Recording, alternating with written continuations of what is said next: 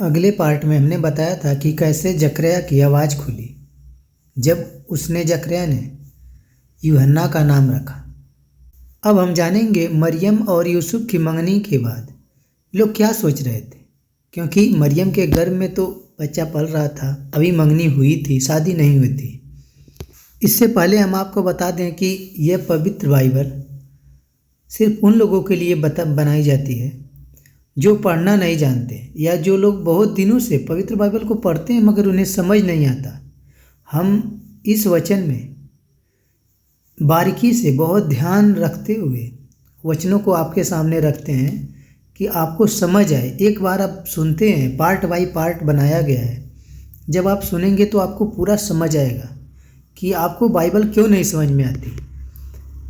अगर इसे आप पार्ट बाय पार्ट सुनते हैं, फिर अगर नहीं सुनते हैं फिर भी आपको समझ आएगा, मगर आप इसे सुने। अगर आप कोई कार्य कर रहे हो उस समय भी लगा के रख दें, आप सुने। जितना आप सुनेंगे आप परमेश्वर में उतना बढ़ते जाएंगे। हर एक विश्वासी भाई बहन को परमेश्वर का ज्ञान होना चाहिए, उसके लिए हमें पवित्र बाइबल को पढ़ना जरूरी है। बहुत से लोग पढ़ते हैं, बोलते हैं हमें समझ नहीं आता, तो उन लोगों के लिए बहुत ज़रूरी है। कुछ लोग ऐसे पढ़ नहीं पाते, तो हम इन वचनों के द्वारा उन्हें पूरी समझ आएगी बाइबल आपसे क्या कहना चाहती है। आप जहाँ भी रहेंगे दूसरों को बता सकेंगे कि पवित्र बाइबल क्या हमें ज्ञान देती है। आगे हम बताएंगे यूसुफ को यह कितना अजीब लगा होगा। उसकी मंगनी मरियम से हुई थी। हालांकि उस समय के इजराइल में माता पिता अपने बच्चों की शादी तय करते थे। वे अक्सर अपनी पसंद के साथ अपने बच्चे को खुश करने की कोशिश करते थे। एक बार माता पिता शादी पर सहमत हो जाते वो कानूनी रूप से बाध्यकारी था। युवक और महिला पहले से ही पति और पत्नी बुलाए जाते थे।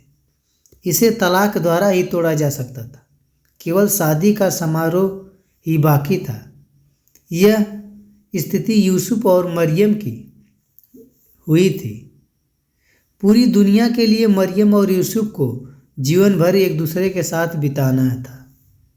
हर किसी को मरियम की पूर्णता, उसकी पवित्रता पर यकीन था, लेकिन इससे पहले कि वो और यूसुफ पति और पत्नी के रूप में जुड़ते मरियम को गर्भवती पाया, बल्कि जब वह अपने चचेरे भाई के घर की रहस्यमय यात्रा से लौटी तब वह 4 महीने पहले ही पेट से थी।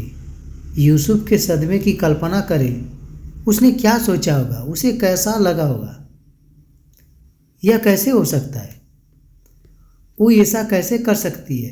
कई उम्मीदें और कई सपने उसके आसपास सजाए सारे खत्म हो गए, लेकिन अब यह लग रहा था कि उसकी असला चरित्र सामने आ रहा था। यूसुफ का तिरस्कार और शर्म भयंकर रहा होगा उस समय।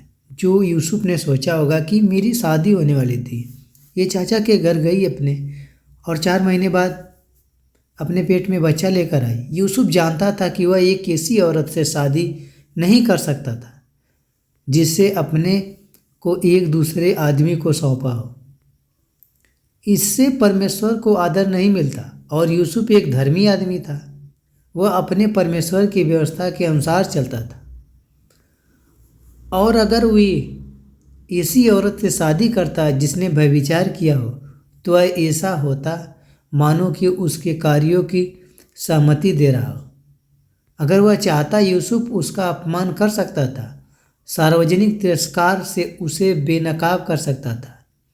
उस समय जो शादी से पहले लड़कियां या लड़के ऐसे पकड़े जाते थे गंदे कामों में, उन्हें पथराव से मार दिया जाता था, मगर यूसुफ ने ऐसा कुछ नहीं बताया। वह हमेशा के लिए उसकी प्रतिष्ठा को नष्ट नहीं कर सकता था। व्यवस्था के अनुसार वह उसकी पथरावे से मौत भी करा सकता था, लेकिन फिर यूसुफ महान धर्म का एक आदमी था। उसके बजाय कि वे उसे सार्वजनिक रूप से तलाक दे जहां हर किसी को उसके कारणों का पता चले, उसने मरियम को निजी में तलाक देने का फैसला किया। केवल 2 या 3 गवाह मरियम के अपमान की पूरी कहानी जानेंगे। शायद वह उसके आने वाले भयंकर दुख को उसको थोड़ी सुरक्षा दे सके। वह जीवन जो उसने अपने आचरण से पूरी तरह अपंग कर दिया था। धर्मी कौड़ा कि वो क्या मिसाल था। यूसुफ यह अपने दिल में तय करके बिस्तर पर चला गया। उसकी भारी निराशा के बाद नींद उसे आराम दे रही होगी।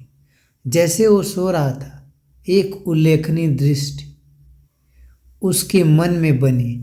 एक शानदार दूत स्वप्न में उसे दिखाई पड़ा। उसने कहा, हे यूसुफ, दाऊद की संतान, अपनी पत्नी मरियम को अपने यहाँ ले आने से मत डर, क्योंकि जो उसके गर्भ में है वह पवित्र आत्मा की ओर से है। वह पुत्र जनेगी और तू उसका नाम यीशु रखना, क्योंकि वह अपने लोगों का उन पापों से उद्धार करेगा। यह सब कुछ इसलिए हुआ है जो वचन में प्रभु ने भविष्यवक्ता के द्वारा कहा था वह पूरा हो, कि देखो एक कुंवारी गर्भवती होगी और एक पुत्र जनेगी और उसका नाम इमानुएल रखा जाएगा, जिसका अर्थ होता है परमेश्वर हमारे साथ है। क्या यह सच हो सकता था? क्या मरियम वास्तव में निर्दोष थी? क्या वह वास्तव में एक कुंवारी थी? क्या वह हो सकता है ये सही कि परमेश्वर को वह इतनी प्यारी थी कि उसने उसे अपने पुत्र को जन्म देने के लिए मरियम को चुन लिया? यह सब कुछ बदल देगा। असल में मरियम और यूसुफ को एक साथ परमेश्वर के पुत्र की परवरिश के पवित्र कार्य के लिए चुना गया था। 800 साल यूसुफ और मरियम की प्रेम कहानी से पहले परमेश्वर ने अपने नबी यशायाह के माध्यम से इन अद्भुत घटनाओं के बारे में बताया। उन्होंने कहा, कुंवारी गर्भवती होगी और एक पुत्र को जनेगी और वे उसका नाम एमुएल रखेंगे, जिसका मतलब है परमेश्वर हमारे साथ था। यह बच्चा किसी तरह से न था जो दुनिया जानती थी। खुद परमेश्वर मानव मांस का शरीर धारण कर रहे थे। यह वो प्रभु थे जिसने समय की शुरुआत में सभी सितारों को बनाया। यह वो परमेश्वर था जिसने पूरे ब्रह्मांड को अपने शक्तिशाली वचन द्वारा संचालित किया था, और अब वह एक पूरी तरह से नई बनकर और नई बात करने आ रहा था। वह अपने स्वयं की बनाई सृष्टि में प्रवेश करने जा रहा था। वह एक कमजोर छोटे बच्चे के रूप में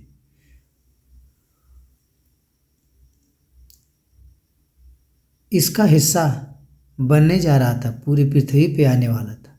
वो वास्तव में हमारे बीच रहने चलने आया था।